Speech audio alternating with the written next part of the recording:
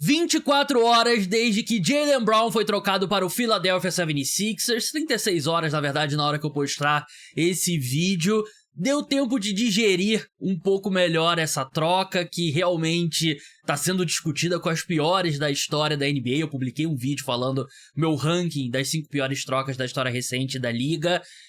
Deu tempo de ouvir, ler, assistir pessoas que eu confio na opinião, que eu respeito bastante. Deu tempo de eu refletir mais sobre essa troca e eu preparei aqui 5 pontos sobre essa troca do Jaylen Brown. Do lado do Boston Celtics, se significa mais uma movimentação da equipe vindo pela frente, o valor real do Jaylen Brown. Então se inscreve no canal e vamos lá. O primeiro ponto é que o Jaylen Brown deu a entender, ele fez uma stream nessa quinta-feira à noite, ele deu a entender que ele não pediu para ser trocado.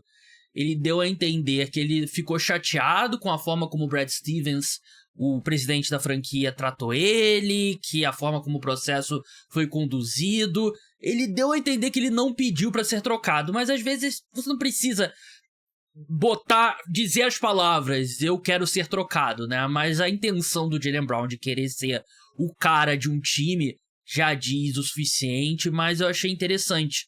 Ele pareceu animado, animado pra jogar pelos Sixers e tal, recebeu uma ligação do Tyrese Maxey durante a stream e tal, então ele parece animado, mas ele deu a entender que ele não pediu, não exigiu pra ser trocado. Segundo ponto, as analytics meio que odeiam o Jaylen Brown. Eu tava lendo bastante pessoas ligadas à análise de dados e tudo mais. Eu já sabia, obviamente, né, que os números avançados do Jaylen Brown, eles não correspondem à reputação que o Jaylen Brown tem, né? Eu vi um cara de analytics tweetando que o Jaylen Brown tá mais perto do 50º melhor jogador da NBA do que do 10º ou 15º, algo do tipo, né? Que eu acho meio um absurdo, né? Mas muita coisa foi postada sobre Analytics. Eu tava conversando com um amigo meu que... Analytics é análise de dados, né? Eu tava conversando com um amigo meu que trabalha com análise de dados. Se você acha que eu sou nerd, espera você conhecer esse meu amigo. E ele também não é fã do Jaylen Brown. E tem um número aqui, uma estatística chamada Darko, que você não precisa entender muito bem essa estatística, né? Mas é uma estatística que engloba vários pontos sobre a produção do jogador, né? E segundo essa estatística, o vermelho aqui é o Jaylen Brown e o azul é o Paul George. Você vê aqui que eles estão bem próximos, né? Eu acho que, assim, existe um meio termo entre o que a gente vê em quadra e a importância do Jaylen Brown que ele fez nessa temporada, e Analytics dizendo que ele ele não tá entre os 40 melhores jogadores da NBA. Mas definitivamente os dados não interpretam bem a produção do Jaylen Brown, no sentido de que a análise de dados te diz que ele não é tão valioso quanto a gente acha, né? Eu sou um cara muito de Analytics, de dados e tal, mas aí eu acho meio que você precisa calibrar melhor nesse ponto, né? Eu acho que muito tem a ver com ele sempre tá jogando em times competitivos no Boston Celtics, né? Que tem bons elencos e tudo mais. Então, um time com o Jaylen Brown, sem o Jaylen Brown, às vezes a diferença não é tão grande como, por exemplo, o Nuggets com o Jokic e sem o Jokic, pra citar um exemplo. E alguns pontos ele realmente, acho que ele não é tão bom. Ele tem um número alto de turnovers, nem sempre a eficiência dele em arremessos é a melhor e tal, mas ele pra mim é um excelente jogador. Eu colocaria ele ali entre os, 12 melhores jogadores da NBA, 15 melhores jogadores da NBA, por aí. Terceiro ponto, o medo do contrato. E aqui eu acho que é o ponto mais importante, né? Eu vou terminar. O último ponto vai ser, eu ainda acho que essa troca é uma merda. E é bom estabelecer isso.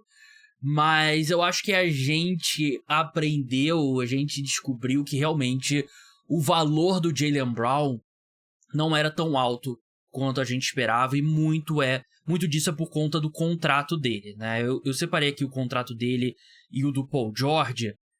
É meio hilário porque o Paul George recebe basicamente o mesmo salário anual, né? Você tá vendo aí, 54, 56 milhões de dólares.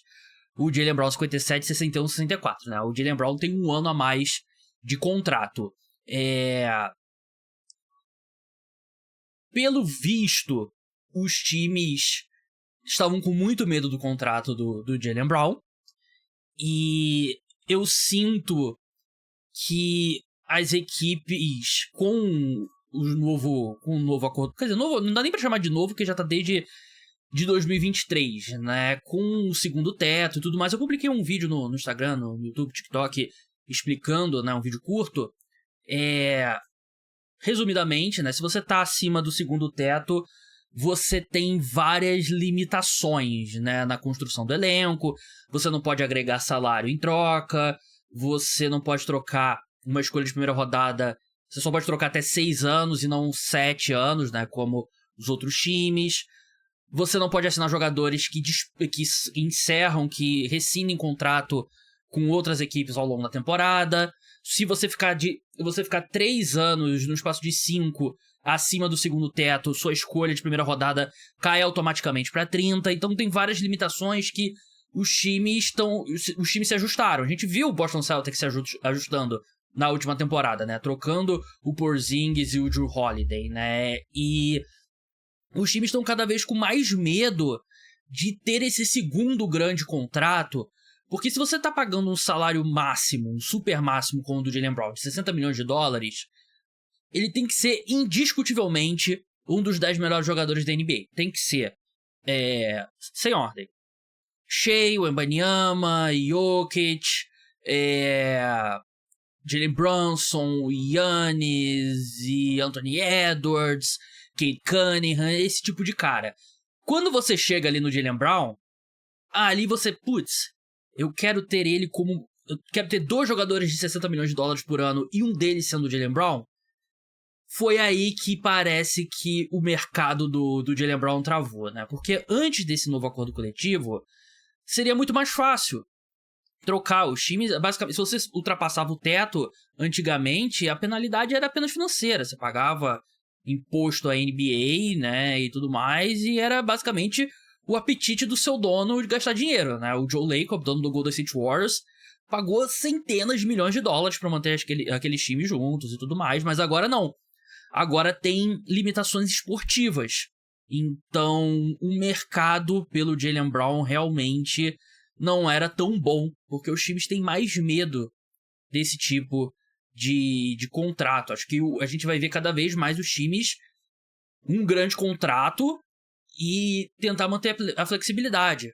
Fora isso, né? E eu acho que esse é o modelo que o Boston Celtics quer seguir, né? Com Jason Tatum sendo o cara do contrato máximo da equipe, né? O quarto ponto, vem mais troca por aí, porque uma coisa que eu pensei depois que... Porque a gente reagiu à notícia ao vivo, né? No podcast, eu e o Vitor Buratini.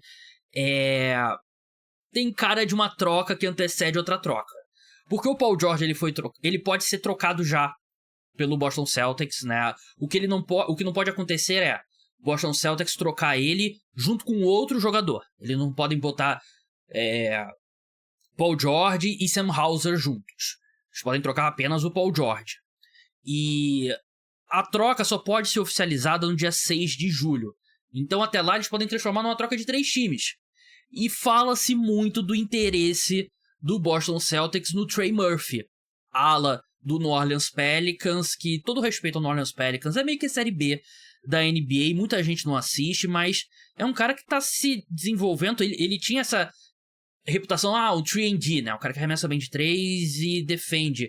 E ele tá se desenvolvendo em mais do que isso, né? Você olha as estatísticas dele na temporada passada, 21 pontos por jogo, 38% de 3, 5 rebotes, 3 assistências.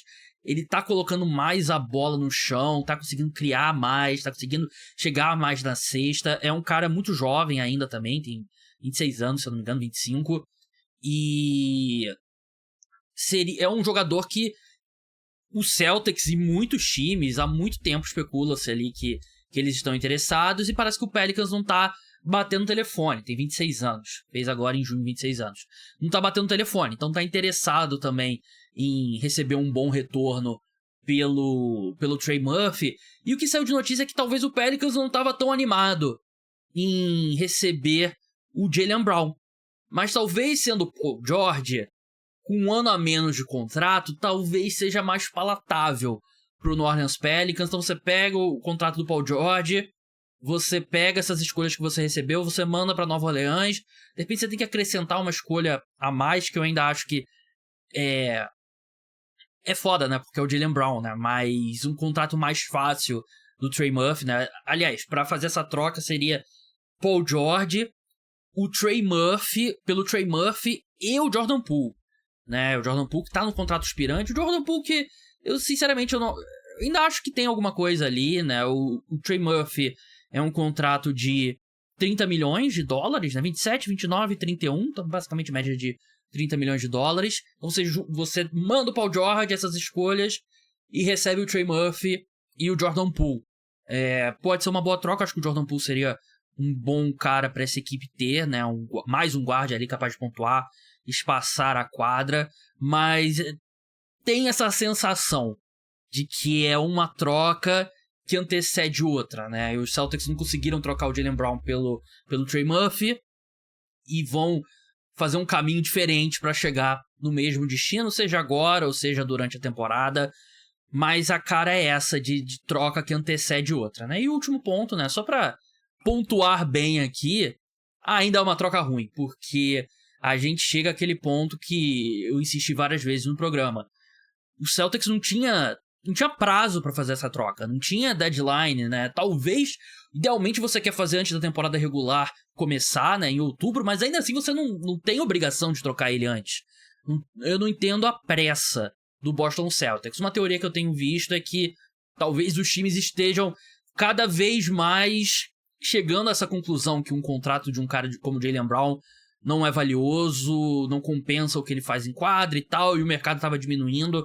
Mas ainda assim, o que eu falei no podcast, eu continuo achando... Eu prefiro ter o Jaylen Brown puto no meu time do que o que eles receberam de volta por ele. Pessoal, se inscreve no canal, deixa like, melhor cobertura da NBA que eu posso fazer, eu trago aqui pra vocês. Então, um grande abraço, vai ter live no domingo, provavelmente.